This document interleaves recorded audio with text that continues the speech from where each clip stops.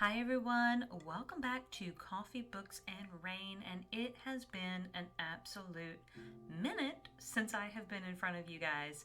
I would honestly say it's been over a month, and I have just been stressed and overwhelmed with a lot of different things, but I have still been reading, and I have quite a few books to talk to you guys about, some which have already been released, some which I think are coming in April, but not to worry about those sorts of things. I do apologize for having been gone.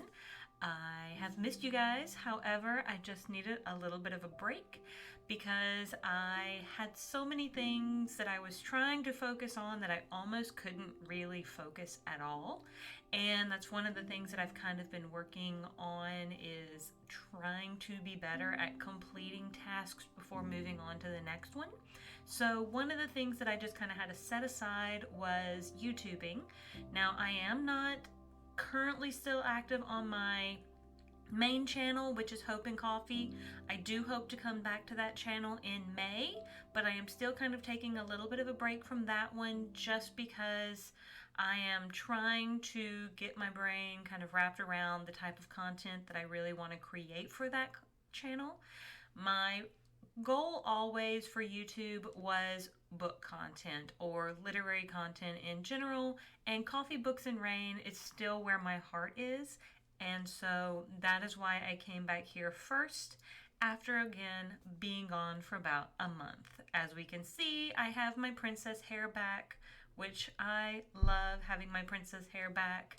I have had a tough beginning of the year, and even though we're already into spring and Taurus season, which I am a Taurus, so birthday comes up this season, I wanted to do something for myself that just kind of felt like getting back to myself after so many different things that kind of felt like hits to my personal self. So that was something. Is self-care is always super important to me, and so one of the things that I wanted to do, if I feel if I feel good in my own skin and all those sorts of fun things, then I feel better about myself. And just one of the things that makes me feel pretty is princess hair.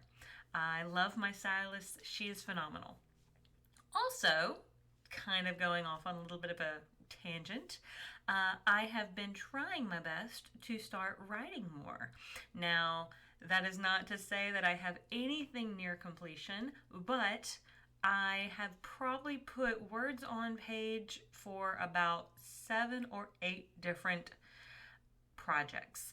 That is simply because I had those rolling around in my brain. It just simply means that now those are on paper, so I can come back to them with those thoughts where I wanted them to be. I have notebooks here behind me that also, they're like little composition notebooks. Actually, they're decomposition notebooks, which is the cutest thing. But they all have really cool design covers on them. Again, not sponsored, but I just found them on Amazon, and I think at a couple of stores that had cool designs. So I use a lot of them to handwrite some outlines. Then I go back on Google Docs and try to type them in. So I always have them available wherever I'm at. So this episode is actually getting back to books and book reviews because I don't know why you're here, but I'm kind of here just to talk about books, and I want to talk about books. I've missed talking about books with you guys, and the book I want to talk to you guys about is one that I thought was absolutely hilarious. I have my little tablet over here just so I can kind of make sure I stay on point, and it is called Fall of the Robots. Now, this is actually the second in a series, and I believe it is the second of the series. It is companion to The Last Human, but I will tell you, I didn't actually read The Last Human, and I still understood this book completely, laughed a ton, and I'm going to put a picture of both, probably the one that I just read, which is The Fall of Robots, and then I'll probably try to put The Last Human somewhere over here for just a few seconds so you can kind of see what they look like. It is super, super funny. It is supposedly, like, I didn't even read the synopsis. I loved the cover, which looked like a human with some robot friends running away from something. So that was the cover of the book when I found it on NetGalley. So I immediately applied because I love anything that looks like quirky and fun. It kind of gave me Cloudy with a Chance of Meatball sort of like cover vibes. So I was like, yes, please let me request this book. It came through. I got it in audiobook and was able to listen to it. It was probably close to 10 hours long. It does look according to Goodreads, it is about 320 pages and it releases April 30th of 2024. So we're probably about a week away from its official release date.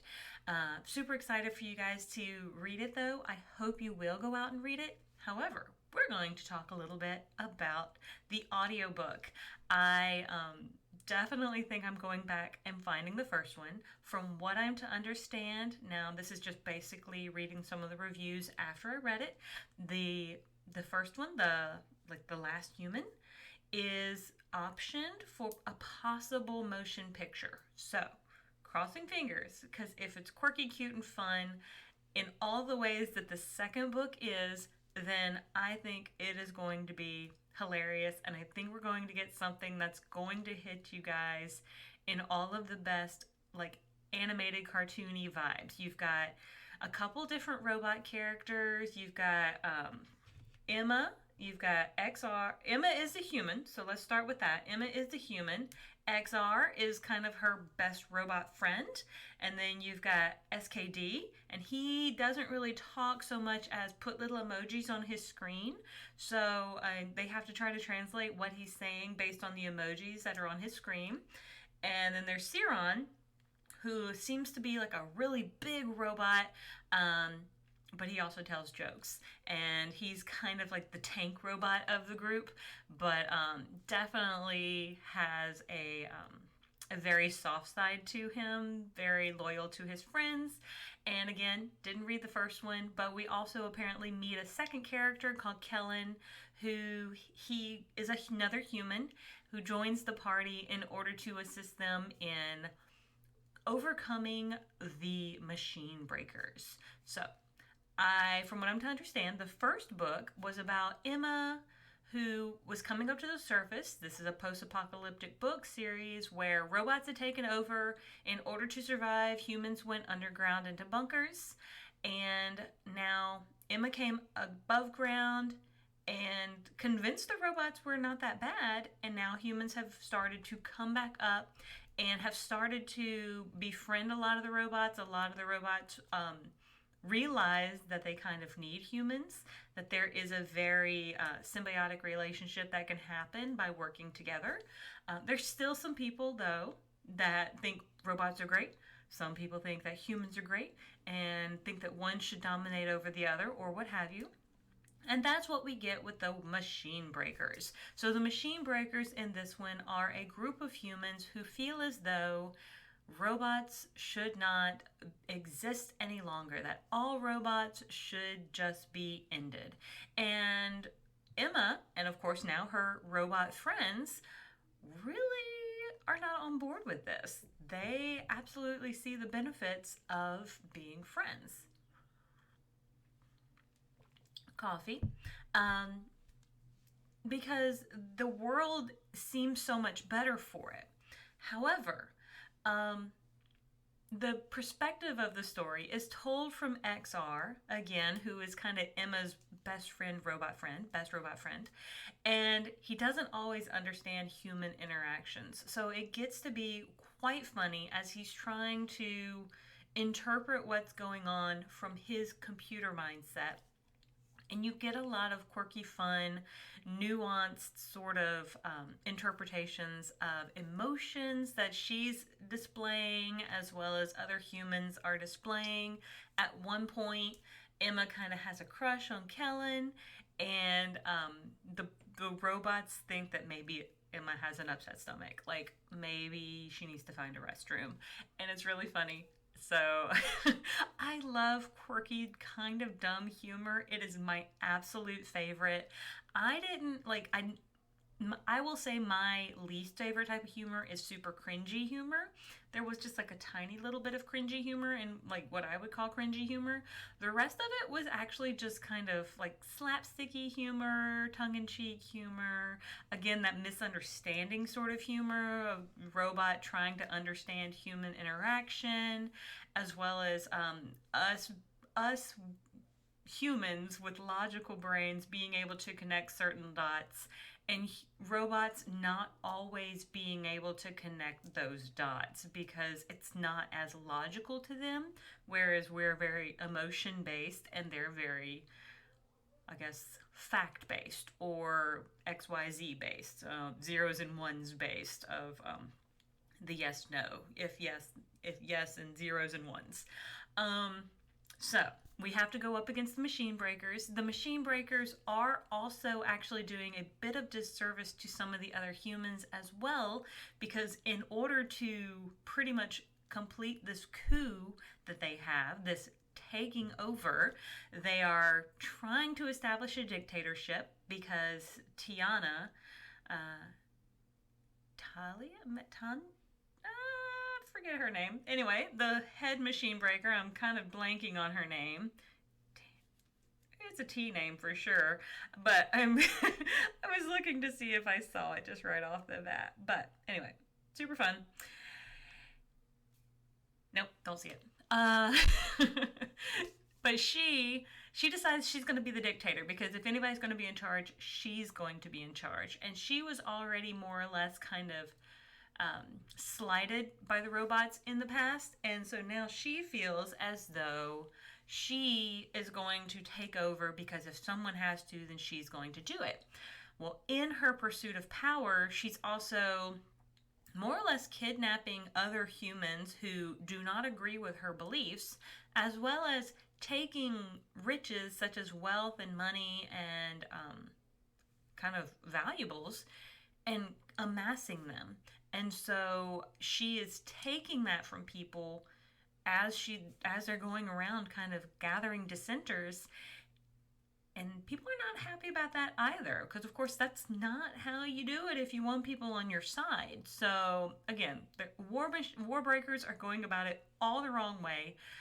The robots aren't going about it the best way either, but Emma and her friends are really doing the best they can to try to find peace among the humans and the robots. It's hilarious. It's cute. Not, it's not YA, but it is YA. Like me as an adult, completely and utterly loved it. Could a YA enjoy it? Yes, absolutely. I think teenagers would probably get an absolute kick out of this book. Probably younger than that, not so much. Just simply because I think there's some nuance to the story that they may not fully understand. It's definitely not what I would call middle grade, though it does kind of get a little bit of a note that it could be considered YA. And I'm fine with that. I'm fine with that because I love a good YA. I love a good fantasy fiction at any point. Are there some slight murder bots? A little bit, but honestly, again, quirky fun. This is not heavy hitting in any way. Please pick this up and laugh and come back and tell me about it because that is the absolute goal of this book. And again, the author is Lee Bacon, and it looks like Chris Danger is our illustrator. I didn't get the illustrated version. I wish I had because I would have loved to see some of these pictures. May go out and find it at my local bookstore once it releases on April 30th, but we'll absolutely be picking up the first one, and we'll probably add both of these to my shelf in physical form later on in the future once I actually get more money because I just spent way too much money on thrift books in what I would call a rescue mission to save books that needed a new home. That is what I call thrift books. When I go on there and spend way too much money, it is a rescue mission to save books to give them a new home. Both of my puppies are rescues, and so a lot of my books are rescues as well, because even though I know I can go to my local bookstore, and I frequently do go there and support authors that I have either interviewed or those sorts of things run into, I cannot pass up going to thrift books, adding a ton of them to cart, and seeing just like how little I'm paying, and then getting a whole box of books, and then I just like revel in it for like days. It's great. But anyway, thank you so much for tuning in. I am happy to be back, and please look forward to more content from me coming very soon. Thank you so much. I will see you guys on the next page. Bye.